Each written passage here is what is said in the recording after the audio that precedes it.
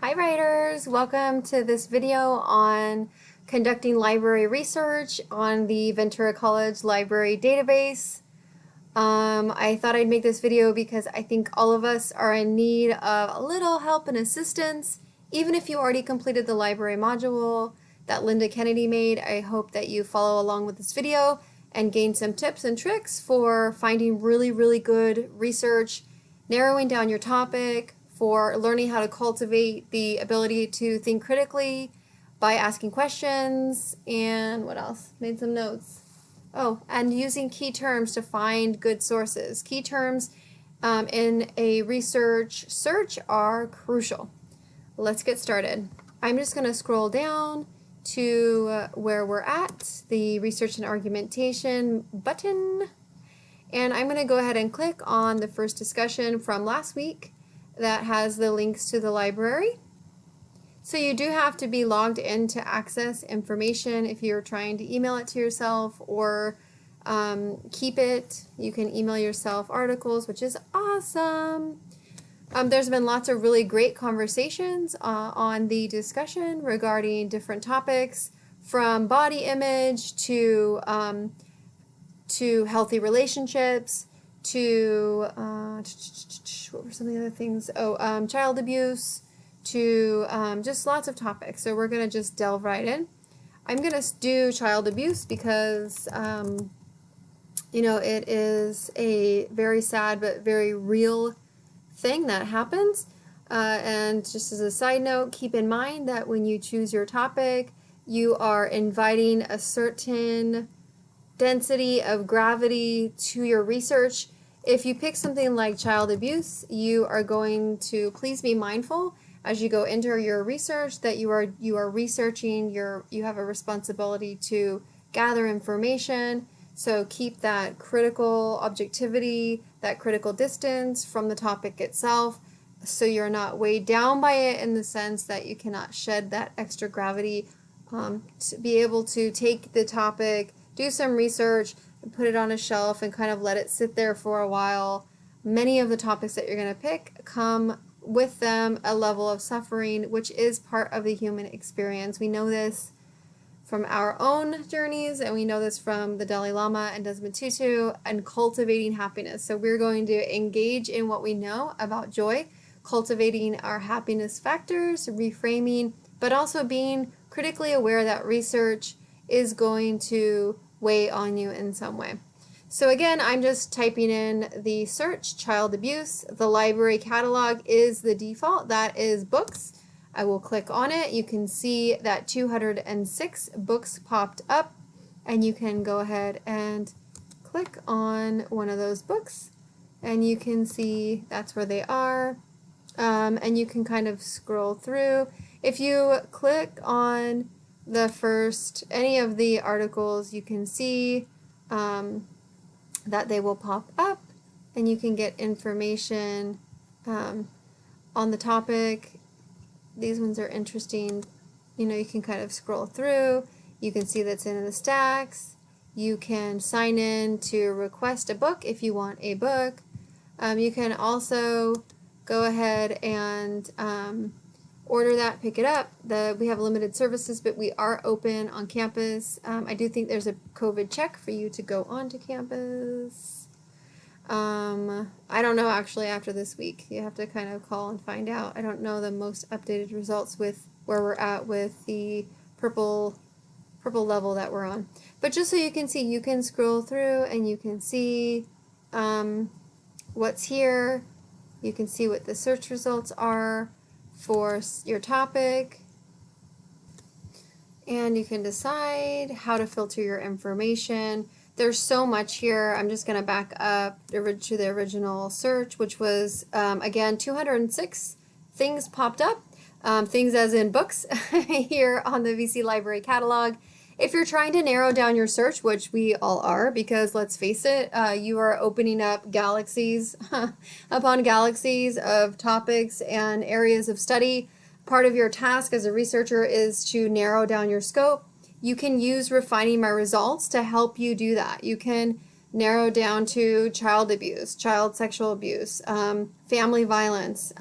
So I would encourage you, if you haven't done it already, with me or on your own, bust out your journal, put your topic in the center of your journal, and brainstorm the related subtopics. The reality, like I said, is you are engaging in multiple universes and galaxies with your topic. You have your primary topic and you have all the things that branch off. So if, for example, you brainstorm and you find that there are 20 things that you have fleshed out in your brainstorm, think to yourself about either categorizing those into different groups or possibly picking a handful of the things that you have found to be related to your topic and only going into those aspects. Again, you're narrowing down your search.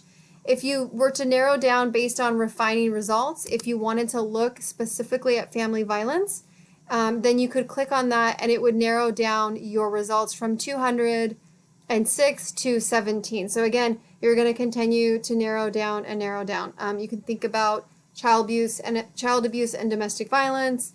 Think about the relationship between those things. So again, it's your opportunity to really narrow down your topic and to limit your scope. That's actually going to help you. So think to yourself, what questions do you have about your topic? Take a second to bust out your pen and write down your question. So a question I might have about child abuse as it relates to domestic violence is, in what ways do children who grow up in environments with domestic violence, in what ways do they perpetuate abuse and violence either with their partners or with their children in their parenting? And maybe that's something that you want to explore. But again, come up with questions and let those questions guide your research a little bit. You have to just let go and you have to trust in the process and just see where it takes you. A lot of times we're given a topic, or we pick a topic and we already have this argument locked in our heads, and then we find everything we can to support what we already believe. I am not asking you to do that. I am asking you to open up your heart, to open up your eyes, to have them wide open, as Ray would say, and to really look critically at your topic and look at what people are saying, listen to what people are saying, consider that from your own viewpoint, and see where you stand on the issue. If you're doing really good research, your mind is going to be expanding. You can give yourself permission to change your mind. You can give yourself permission to believe differently than you believed prior to doing research. That is the point, folks. Evolution of the spirit, evolution of the soul, through knowledge, through wisdom, pushing yourself into a different understanding of who you are and your relationship to other humans with compassion and knowledge and information. And that is what we are aspiring to in this lifetime. This research project is just a little jump into that experience. So I'm going to switch over and I am going to move from the drop down of catalog to online databases. Again, it's a lot of information, so you will see if I click on online databases and I click search, I will get a plethora of results. I will get over 340,000 results. It's way too much to sift through unless you really enjoy reading, and even if that is the case, it's still too much. So again, you can refine your results, allow the search engine that you're using, the databases themselves, to help you narrow it down. Let them do the work for you. If you want to focus on medicine or female or child abuse, you can click here on the left side of your screen. You can also choose which topics you want specifically to look at. I'll do sexual abuse, mental health, psychology, and then I will just choose some. So again, I chose some at random somewhat. I narrowed down. I knocked off about 20,000. Not bad. If you keep scrolling down, you can be really specific with the information, the years you're gathering research. I moved it from 1964 until present. I will click refine. That'll update me, and still slowly knocking off sources. What I like to do is scroll through. I look at the different topics that I think are interesting, and I would click on something like this: teaching about child abuse with a mock trial, an education journal, and I would go ahead and click on it and see where that would take me. Again, a lot of this is trial and error, and you're just going where it takes you. You're seeing what's there, and you're following that thread.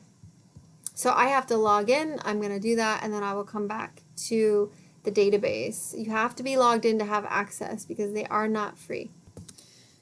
Okay, so I'm logged in. Just as a reminder, on the right side of your screen, it'll look a little different. You have to click login or sign in. It will ask you for two things, your last name and your 900 number. So your 900 number is your student ID.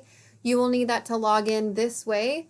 If you decide to just go straight to the library from your VC portal, you'll already be logged in. So there's many ways to get to the login of the library, but again, you must be logged in. Remember that much of our search, as we learn to be researchers, much of our experience is just changing keywords, adding keywords, using some tips and strategies.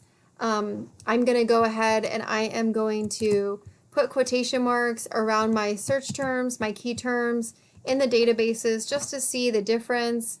And again, we went from 300,000 articles to 100,000, so that's huge, right? And so that helps us narrow down. It took out 200,000 sources. So you can keep narrowing by changing the date, like I mentioned before, by changing your search terms. If I wanted to look at child abuse and domestic violence,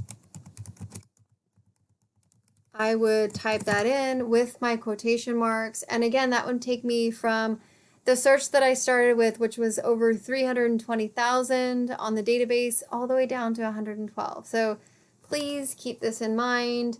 You can narrow down, you can look and see what kind of sources they are. We've got a book, we've got an article, we've got another article, we've got, you can see what it is, we've got a reference entry, and maybe that's something that helps you.